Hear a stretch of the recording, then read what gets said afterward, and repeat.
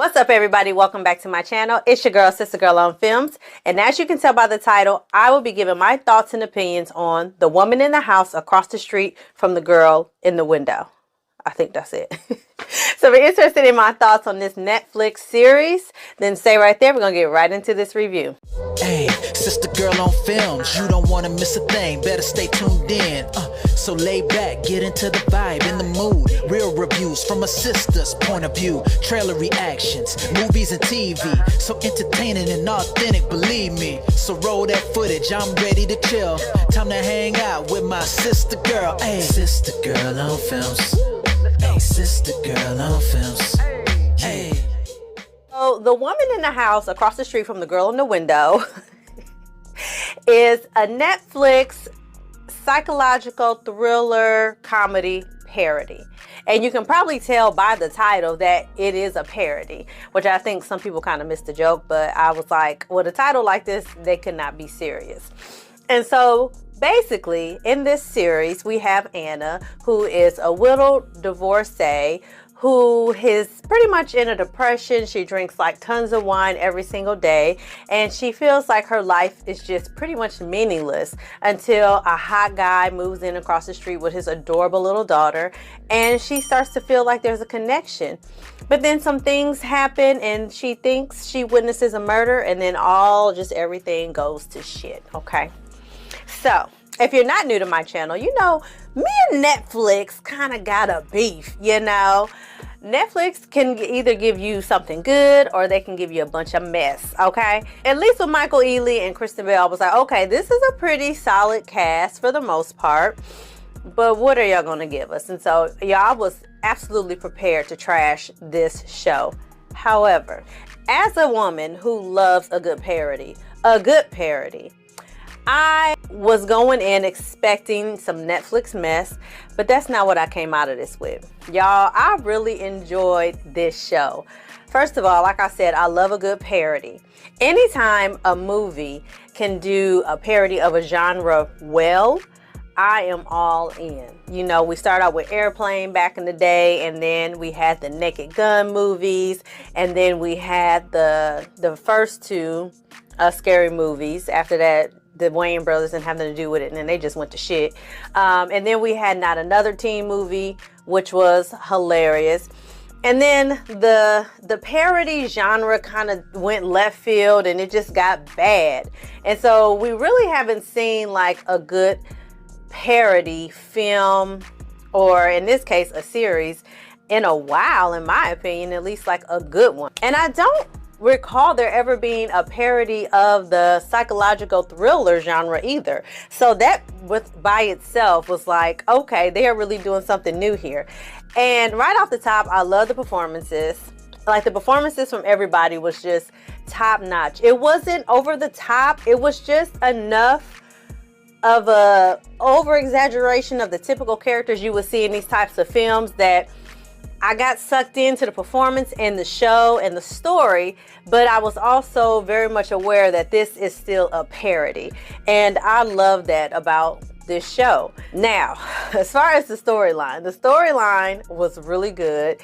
Like I said, even though it's a parody, I still was into the story. I was able to tell like who the killer was. Pretty early on. I just kind of picked up the signs, and I mean, it was a parody, so I don't think they were trying too hard to hide it, but it was pretty obvious to me. So when the reveal happened, I was like, oh, well, I called it. But I still was happy with the reveal because of the way that they did it. But overall, the storytelling was good. The writing was pretty good for me.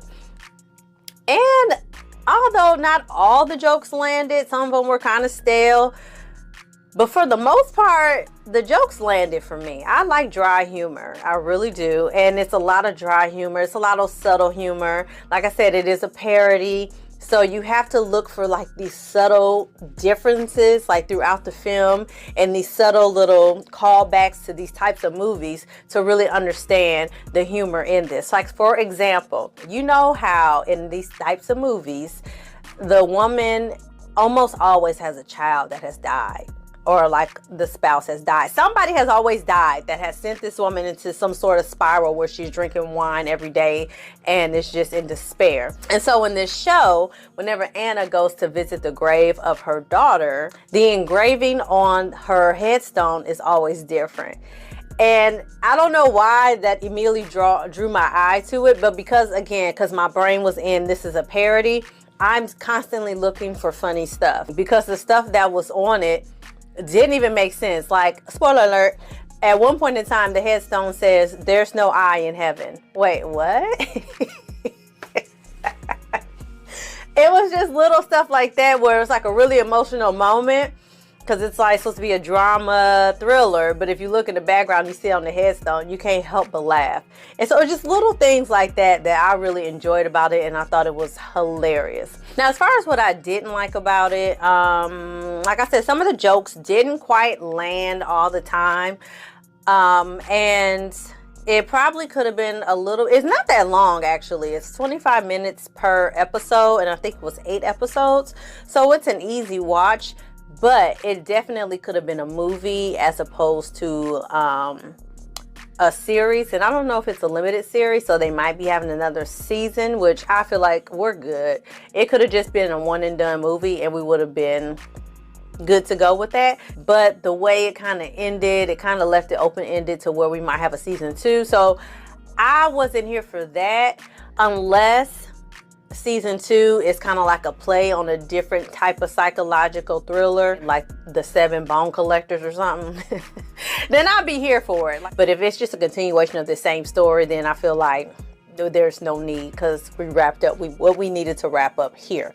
But overall, y'all, that's it as far as like what I didn't like about it. I actually had a good time watching the woman in the house across the street from the girl in the window. I think I said it right, but I probably didn't. But let me know if you checked this out, what you thought about it, if you liked it, if you didn't like it, and what is your favorite parody. My favorite parody to this day is Scary Movie 2.